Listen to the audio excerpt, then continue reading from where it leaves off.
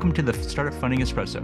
I'm Hall T. Martin, where we talk about how to raise funding and invest in startups and the time it takes to drink an espresso.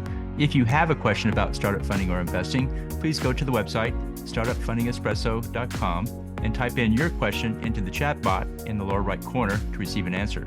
I hope you enjoy this episode.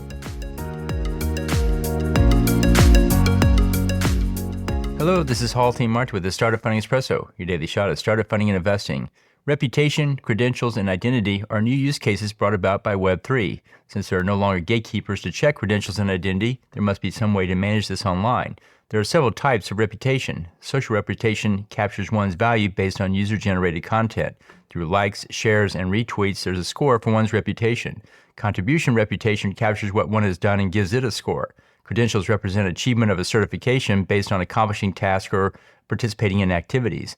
The system captures this in the form of avatars and badges. An example of this is a customer loyalty program. And finally, there's identity, in which the system verifies one's identity. This requires a verification process to determine if you are who you say you are.